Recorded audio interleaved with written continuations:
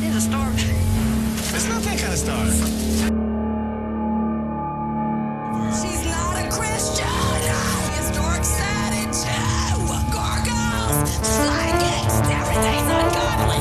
Get the out of my house in Jesus' name. I pray. The God Warrior. This warrior's epic crusade on trading spouses has gone down as one of the best moments in television history. I just had this feeling, and it was like ringing through me. It stinks really bad. I don't know what it is. What is it?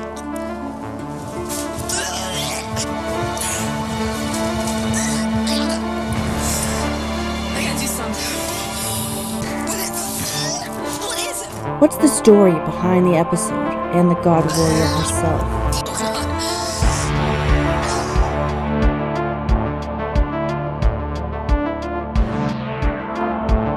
She's tampering in Doarksided Stuff. Yes, she did. The entire house is Doarksided. I want nothing. I want my God and I want my family. Get out! Get out! Get the hell out of my house. In Jesus' name, I pray. I want none of this. Every Doarksided person, get out of my house. If you believe in Jesus, you can stay here. Don't stay in my house if you're Doarksided. In this series, I explore the stories behind viral legends. In the first installment, I talked about the Meyer lady from Michigan, my personal favorite. Yes, ma'am. May I ask you what's going on? I'm pissed because you won't repound. If you like this video, make sure you go check out that one too. Subscribe so you don't miss the next installment. Also, leave a comment for who you think I should cover next. When I think of viral legends, I automatically think of the God Warrior. She went viral before going viral was really a thing. I was just a teenager when the episode aired, and I remember being immediately enamored. So I wanted to take a look back at the God Warrior. Who is Marguerite Perrin? What's happened to her since the show?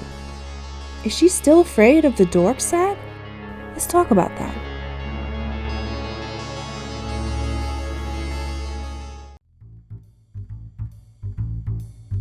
Marguerite Perrin was born in Louisiana on March 10th, 1961. She and her husband Barry would get married and live in her hometown of Ponchatoula. They would have 2 daughters named Ashley and Brooke. Ashley, along with her parents, ran a dance studio in Louisiana called All That Jazz. In the famous episode, Perrin trades with a family from Boston. They were initially supposed to trade with a bodybuilding family, but it was changed at the last minute to a Wiccan family. Her beliefs would be confronted in a myriad of ways during her trade. They were polar opposites from the beginning. If you're a Christian, then you already know this family was into Doarksided and dangerous stuff. Relief is just plain fun. I was so uneasy and something just rose up in me. Oh, it was the most awful feeling. It's tainted, and Jesus didn't like it. I've had enough of this.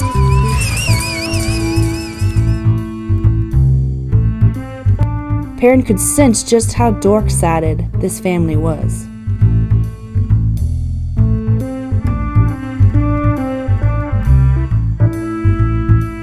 The production would allegedly catch the carpet on fire at the family's home in Boston, and wind had knocked books off the shelves inside. This only intensified the God Warrior's belief that God was indeed calling her to warrior up.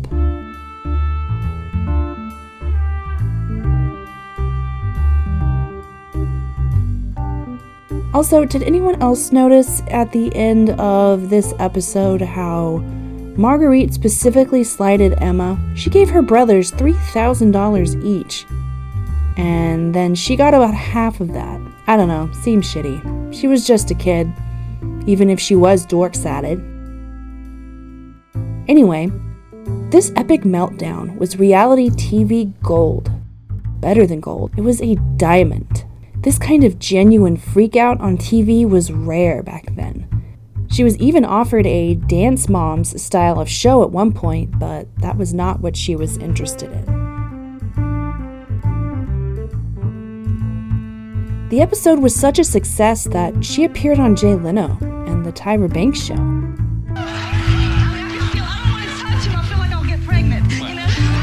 Jay Leno would give her a bobblehead of herself, which the Warrior would go on to sell on eBay. Because honestly, look at this thing. It was not fitting of a God Warrior. I'd sell that shit too. Perrin would also be invited to play a celebrity Texas Hold'em in a tournament in Vegas. She was becoming a part of American pop culture. She was such a hit that Trading Spouses asked her to return. This return was not as explosive, but still entertaining. This time she may have met her match. There's gonna be a fight. With a man who sees everything in black and white. I wish you could be black for a week. You'd probably kill yourself. What? There were no Gorgiles or Slykics in this family. However, there was a different kind of confrontation.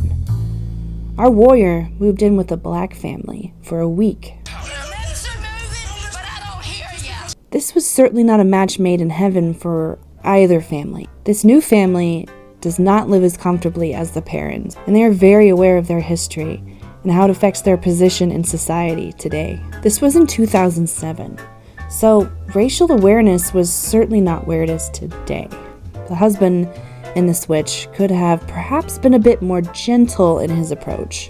I don't think he got through to anyone. You didn't even introduce me. Hadn't intended to. I would hope you would stay holed up in your room the whole time, but I guess all wishes don't come true. I want this. It's just your bottle that you drink out of. I don't want it. People got to have butter when they have crab. I know you want butter, girl. Do you know if you have any butter? Yep, we got butter. You have an idea where? Yep, I have an idea where. I'm sorry, what? Yep, I have an idea where. Where is it? You just don't know how bad I wanted to say to him, I'm fixing to give you a rectal exam with that butter. Crab inside, baby. Shop. Excuse me. Take your crab Do you know where the inside. butter is? Yeah, I know it. Would you stop bothering me, please? Where is the butter, sir? Where is the butter? Yeah, just grab a chair and take it inside. I just want butter from... You want me to go get you butter? We got butter. Don't let this woman convince you we ain't got butter. She just want me to give her the butter. She trying to make a scene. I ain't going for her. Everybody's gonna eat their crabs and not have the butter. Hurry up, please.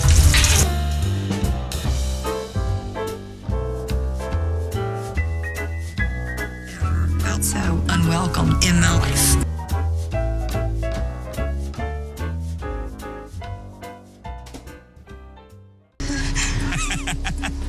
Hey, don't pay no attention. She ain't had her medicine today. His plan to mess with the God Warrior kind of backfired. The other mother, LaToya, allowed Marguerite to get $10,000 after she completed a half marathon. It seemed like the wives made choices to deliberately piss off at least one person in each other's family. Remaining $48,485 to be allotted on Shop's 18th birthday. Nah, damn that. No, let me finish. She could decide better than all of us put together.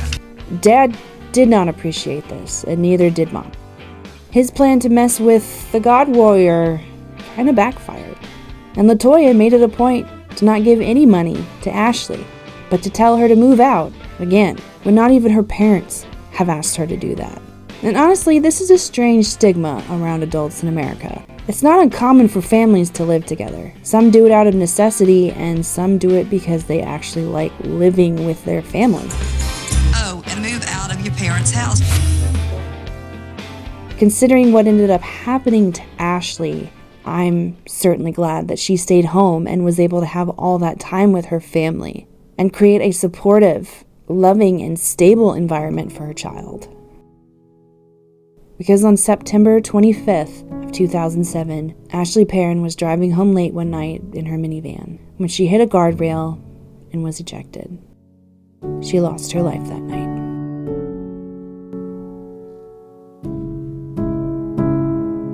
The Perrin family was never the same.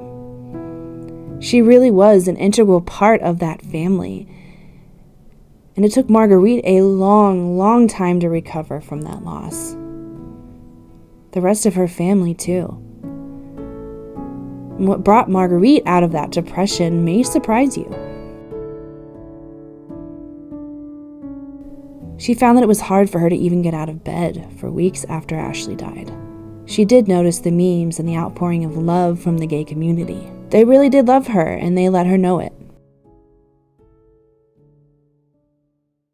When she was in New York City a couple years ago and was coming out of a church, she said, "You can tell when somebody knows who you are, just like the light goes off in their face."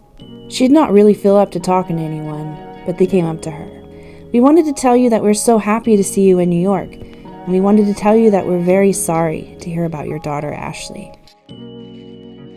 12 years after she died, these men remembered her daughter, and this melted her heart, and she asked these men for a hug, for still remembering Ashley after all this time. It was the gays and the internet that brought Marguerite Perrin out of her crippling grief. It helped her to see the sun again. The memes and the remixes were surprisingly not hurtful to her. She seemed amused by it. I have learned about stuff, and I have seen so much stuff that I have never seen before, nor have I ever wanted to see. She said, "The people that write those little memes and do those little things, I love that. That's what got me out of bed after Ashley's death." She now considers herself a gay ally. Brooke, her youngest daughter, would go on to become an NFL cheerleader and then manage a dance studio of her own. Abigail, Ashley's daughter, is in her 20s now and is also involved in dance. The God Warrior's story is inspiring. She grew from the person that we knew in 2005 to a beautiful gay ally and a mother who has survived unthinkable tragedy to still find joy in every day. She said, "If I was going to have my last supper, it's going to be with a variety of people sitting at my last table, okay?" In 2019, she was seen waving rainbow flags at a Pride event and told one fan, "Never stop being true to yourself and never stop screaming." Wise words from the wisest of God Warriors. That's all I have for you today. Thank you for watching this video. Please subscribe to check out the next viral legend. Hopefully I'll have that up in about a week.